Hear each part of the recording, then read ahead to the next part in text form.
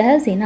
በኤርትራ በይፋ የትጥቅ ትግል ተጀመረ። በአስመራ በተፈጸመ የቦምብ ጥቃት የኢሳያስ አፈወርቂ የቅርብ ሰው ተገድሏል። ጠቅላይ ሚኒስትር አብይ አህመድ ቴዲ አፍሮን ጠንከር ባለ ቃላት ከወቀሱት በኋላ የአርቲስቱ ባልደረቦች መታሰራቸው ተሰምቷል። የኢትዮጵያ ነዳጅ አቅራቢ ድርጅት በሀገሪቱ የነዳጅ ስርጭት መዋቅር ላይ እጅግ አወዛጋቢና የህብረተሰቡን የዕለት ተዕለት እንቅስቃሴ ሽባ ያደረገ ከባድ ክልከላ መጣሉን ተረጋገጠ። ፕሬዚዳንት ትራምፕ ከኢራን ጋር የተደረሰውን የተኩስ አቁም ስምምነት ጊዜ አራዘሙ። ሁቲዎች ስምምነቱ ቢቀጥል እንኳን ተጨማሪ ውጊያ የማይቀር ነው ሲሉም አስጠንቅቀዋል። ክቡራትና ክቡራን የጥበብ ሚዲያ ቤተሰቦች በቆይታችን እነዚህና ሌሎች ሀገር አቀፍና ቀጠናዊ መረጃዎች በዝርዝር እናቀርባለን። ለቤቱ አዲስ የሆናችሁ ውድ ቤተሰቦቻችን ሰብስክራይብ በማድረግ የደወል ምልክቷን በማብራት የቤቱ አባል ተሆኑ ዘንድ በአክብሮት እንጋብዛለን። አሁን ወደ ዝርዝር ዘገባዎች እናልፋለን። አብራችሁን ቆዩ።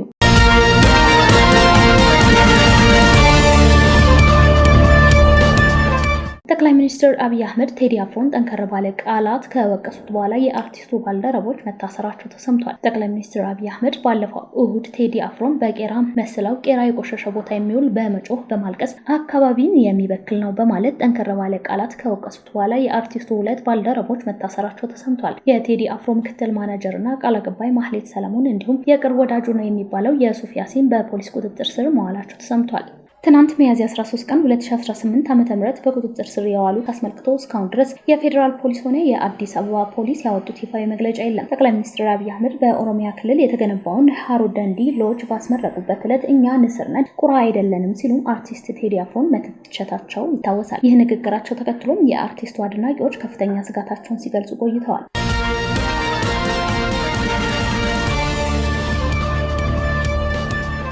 ታላቁ የኢትዮጵያ ህዳሴ ግድብ የሀገሪቱ 51 በመቶ የኤሌክትሪክ ኃይል ፍላጎት መሸፈኑ ተገለጸ። ኢትዮጵያ ባለፉት 6 ወራት ከተጠቀመችበት አጠቃላይ የኃይል አቅርቦት መካከል 51 በመቶ የተሸፈነው ከታላቁ የኢትዮጵያ ህዳሴ ግድብ በተገኘ ኃይል መሆኑን የኢትዮጵያ ኤሌክትሪክ ኃይል አስታውቋል። የተቋሙ የኮሚኒኬሽን ዳይሬክተር አቶ ሞገስ መኮንን እንደገለጹት ግድቡ ኃይል ማመንጨት ከጀመረበት ጊዜ አንስቶ ለሀገሪቱ የኤነርጂ ፍላጎት ከፍተኛ አስተዋጽኦ እያበረከተ ይገኛል። እንደ ዳይሬክተሩ ማብራሪያ በግማሽ ዓመት ውስጥ በሀገር አቀፍ ደረጃ ከተመረተው አጠቃላይ የኃይል መጠን ውስጥ ከግማሽ በላይ የሚሆነው የተገኘው ከዚህ ግድብ ነው። መጋቢት 24 ቀን 2003 ዓ.ም የመሰረተ ድንጋይ ተጥሎ ግንባታ የተጀመረው ታላቁ የህዳሴ ግድብ ጳጉሜ 4 ቀን 2017 ዓ.ም በይፋ መመረቁ ይታወሳል። ግድቡ 74 ቢሊዮን ኪዩቢክ ሜትር ውሃ የመያዝ አቅም ያለው ሲሆን በሙሉ አቅሙ ስራ ሲጀምር 5150 ሜጋዋት ኃይል ያመነጫል ተብሎ ይጠበቃል። በአሁኑ ወቅት ግድቡ እያመነጨ ያለው ኃይል የሀገሪቱን የኢንዱስትሪና የዜጎችን የኤሌክትሪክ ፍላጎት በማሟላት ረገድ የላቀ ሚና እየተጫወተ እንደሚገኝ ተቋሙ አመላክቷል።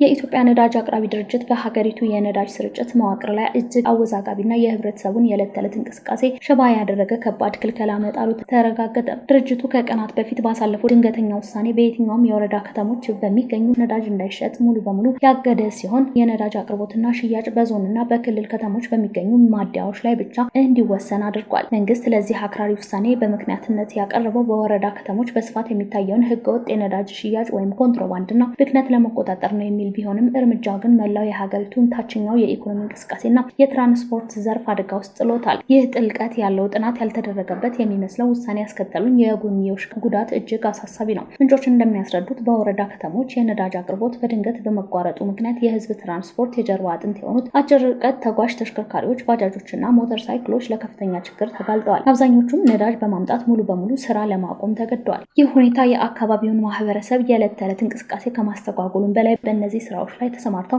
የሚተዳደሩ በሺዎች የሚቆጠሩ ዜጎችን ለከፋ የኢኮኖሚ ችግርና ለስራ አጥነት እየዳረጋቸው ይገኛል። የቀውሱ ስፋት በወረዳ ከተሞች ብቻ የተገደበ አይደለም። የነዳጅ ሽያጭ እንዲካሄድባቸው በተፈቀደላቸው የዞኑ ከተሞችም ቢሆን ያለው ነባራዊ ሁኔታ እጅግ አስደንጋጭ መሆኑን መረጃ ያጋልጣል። ተሽከርካሪዎች ጥቂት ሊትር ነዳጅ ለማግኘት ከ3 እስከ 5 ቀናት ድረስ ረዥም ሰልፍ ለመጠበቅ እየተገደዱ ሲሆን ከዚህ ሁሉ እንግልት በኋላም በነዳጅ እጥረት ምክንያት ሳይቀዱ ባዶ እጃቸውን የሚመለሱበት አጋጣሚ እጅግ በርካታ ነው። ይህ አጠቃላይ ሁኔታ አፍጦ የሚያሳየው መንግስት የነዳጅ ኮንትሮባንድን ለመግታት የወሰደው የቁርጦ መጣል መፍትሄ ከበሽታው ይልቅ መድኃኒቱ የባሰ ጉዳት እያመጣ መሆኑ ነው። ህገወጥ አሰራርን በዘመናዊና ጥብቅ የቁጥጥር ስርዓት ከመከላከል ይልቅ ህጋዊነትና ምስኪኑን ማህበረሰብ አብሮ የሚቀጣ ማዕቀብ መተካቱ በሀገሪቱ ላይ አስፈላጊ የኑሮ ውድነትና ትራንስፖርት ቀውስን እያባባሰ የሚገኝ አደገኛ አካሄድ መሆኑን መገንዘብ አይከብድም።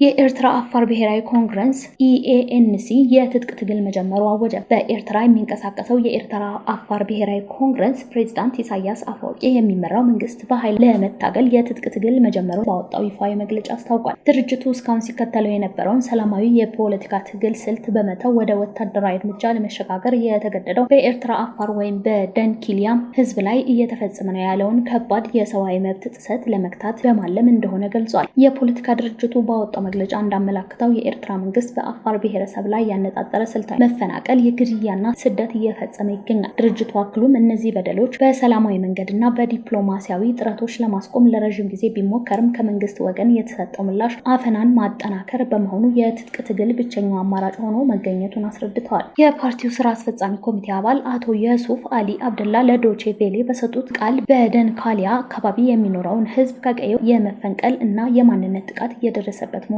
ገልጸዋል። እንደ አቶ የሱፍ ማብራሪያ የዓለም አቀፍ ማህበረሰብና የዲፕሎማሲ መስክ በኤርትራ አፋር ህዝብ ላይ እያደረሰ ያለውን ሰቆቃ ዝም ብሎ መመልከቱ ድርጅቱ ወደ ወታደራዊ ስልት እንዲያመራ ትልቅ ግፊት ሆኗል። ህዝባችን ከገጠመው የህልውና አደጋ ለመታደግ የትጥቅ ትግል መጀመር ወቅታዊና አስፈላጊ ውሳኔ ነው ሲሉም አቶ የሱፍ አረጋግጠዋል። ይህ የኢኤኤንሲ ውሳኔ በኤርትራና በአካባቢው የፖለቲካ እንቅስቃሴ ላይ አዲስ ምዕራፍ ሊከፍት እንደሚችል ተገምቷል። በተለይም ስትራቴጂካዊ ጠቀሜታ ባለው የደንኪሊያ ቀጠና ውስጥ የሚነሳ የትጥቅ እንቅስቃሴዎች በቀይ ባህር አካባቢ ባለው የጂኦፖለቲካዊ ሁኔታ ላይ ተጽዕኖ ሊያሳድር እንደሚችል የፖለቲካ ተንታኞች ስጋታቸውን እየገለጹ ይገኛል። የኤርትራ መንግስት እስካሁን በጉዳዩ ላይ የሰጠው ይፋዊ ምላሽ ባይኖርም ቀደም ባሉ ጊዜያት መሰል ክሶችን የውጭ ኃይሎች የፈጠራ ወሬ በማለት ሲያጣጥል መቆየቱ ይታወሳል። ይሁን እንጂ የኤርትራ አፋር ብሔራዊ ኮንግረስ አሁን የወሰደው የትጥቅ ትግል አቋም በሀገሪቱ ካለው የፖለቲካ መታፈን ጋር ተደምሮ በቀጠናው ያለውን ውጥረት ሊያባብሰው እንደሚችል ተመላክቷል። ከቅርብ ጊዜ ወዲህ በኤርትራ የተቀነባበሩ የቦምብ ጥቃቶች የተፈጸሙ ሲሆን አስመራን ጨምሮ ሌሎች የሀገሪቱ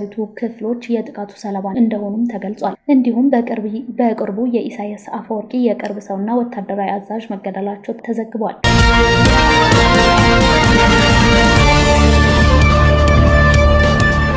ፕሬዚዳንት ትራምፕ ከኢራን ጋር የተደረሰውን የተኩስ አቁም ስምምነት ጊዜ አራዘሙ። ሁቲዎችም ስምምነቱ ቢቀጥል እንኳን ተጨማሪ ውጊያ የማይቀር ነው ሲሉም አስጠንቅቀዋል። የአሜሪካው ፕሬዚዳንት ዶናልድ ትራምፕ ከኢራን ጋር የተደረሰው የተኩስ አቁም ስምምነት ሊያበቃ ጥቂት ሰዓታት ሲቀሩት የጊዜ ገደቡን ማራዘማቸው አስታወቁ። ይሁን እንጂ አሜሪካ ወደ ኢራን ወደቦች በሚገቡና በሚወጡ መርከቦች ላይ የጣለችውን የባህር ላይ ከበባ እንደምትቀጥል ገልጸዋል። ፕሬዚዳንት ትራምፕ በትሩዝ ሶሻል ገጻቸው ባሰፈሩት መልእክት ውሳኔው የተላለፈው የፓኪስታን የጦር አዛዥ አሲም ሙኒር እና ጠቅላይ ሚኒስትር ሻህባዝ ሸሪፍ ባቀረቡት ጥያቄ መሰረት መሆኑን ገልጸዋል። ጥያቄው የቀረበው የኢራን አመራሮች ለድርድር የሚሆን የጋራ ምክረ ሀሳብ ይዘው እንዲቀርቡ ጊዜ ለመስጠት ታስበው እንደሆነም ጽፈዋል። ፕሬዚዳንት ትራምፕ የአሜሪካ ጦር ከበባው የማስፈጸም ተግባሩን እንደሚቀጥልና ለማንኛውም ተጨማሪ እርምጃ ዝግጁ መሆኑን ገልጸዋል። የተኩስ አቁሙ ግን ድርድሩ እስኪጠናቀቅ ድረስ ጸንቶ እንደሚቆይ ገልጸዋል። ቴህራን በበኩሏ አሁን ባለው ሁኔታ በድርድር ላይ ለመሳተፍ ፈቃደኛ አለመሆኗን አስታውቃለች። የኢራን የውጭ ጉዳይ ሚኒስቴር አባስ አርቂቺ በኤክስ ገጻቸው ባሰፈሩት መልእክት በኢራን ወደቦች ላይ የተጣለው ከበባ የጦር ተግባርና የተኩስ አቁም ስምምነቱ የሚጥስ ነው ሲሉም ገልጸውታል። አክለውም ኢራን አሜሪካ የምትከተለውን የማስገደድ እርምጃ እንደምትከለክል አስጠንቅቀዋል። ይህ በእንዲህ እንዳለ በየመኑ ሁቲ መሪ አብዱልማሊክ አልሁቲ በአሜሪካና በኢራን መካከል ያለውን የተኩስ አቁም ቢቀጥል እንኳን ሰፊው ግጭት የመቀጠል እድሉ ከፍተኛ መሆኑን ገልጸዋል። መሪው በቴሌቪዥን በሰጡት መግለጫ የተኩስ አቁም ስምምነቱን ደካማ ሲሉ የገለጹ ሲሆን ተጨማሪ ዙር ውጊያዎች የማይቀሩ ናቸው ሲሉም አስጠንቅቀዋል። ሁኔታዎች ቀደም ሲል እስራኤል በጋዛ ላይ ለምትፈጽመው ጥቃት ምላሽ ለመስጠት በቀይ ባህር ላይ በሚያልፉ መርከቦች ላይ የሚሳኤል ጥቃቶችን ሲሰነዘሩ መቆየታቸው ይታወሳል።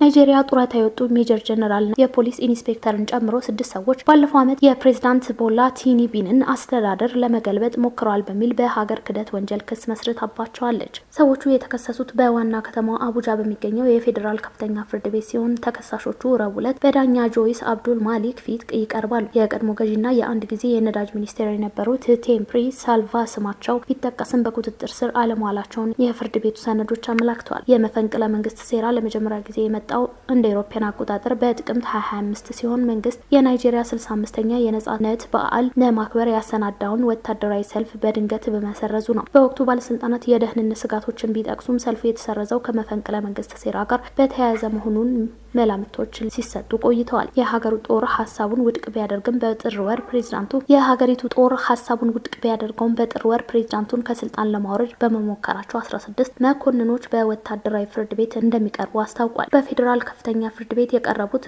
ክሶች ሽብርተኝነትና ህጋዊ ያልሆነ ገንዘብ ወደ መደበኛ ዝውውር ማስገባት ያካተቱ ሲሆን ከወታደራዊ ክሶች በተጨማሪነት ስለመቅረባቸው ግልጽ አይደለም። በቀድሞ ፕሬዝዳንት መሐመድ ቡህሪ ዘመን እንደ አውሮፓውያን አቆጣጠር ከ2019 እስከ 2023 የነዳጅ ሚኒስትር ሆነው ያገለገሉትና ከ2007 እስከ 2012 ደግሞ በነዳጅ የበለጸገችውን የቤስሌ ግዛት ገዢ የነበሩት ሴልቫ ቤታቸው ባለፈው ጥቅምት ወር በመርማሪዎች መበርበሩን ተከትሎ ከመፈንቅለ መንግስት ሴራ ጋር ግንኙነት እንደሌላቸው አስታውቀዋል።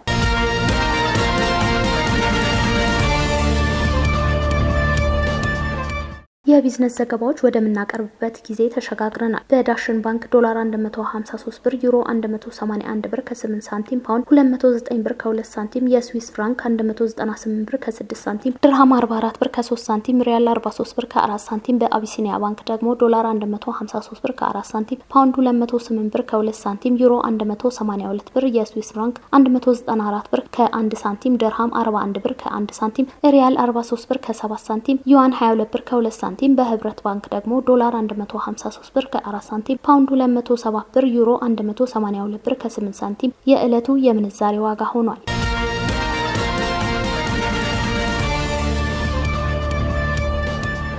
ክብራትና ክብራን የጥበብ ሚዲያ ቤተሰቦች ለሰዓቱ የመረጥናቸው ዘገባዎች በዚህ አብቅተዋል። ለቤቱ አዲስ የሆናችሁ ሰብስክራይብ በማድረግ የቤቱ አባል ትሆኑ ዘንድ በአክብሮት ጋብዘን ተሰናበትን። ሰላም።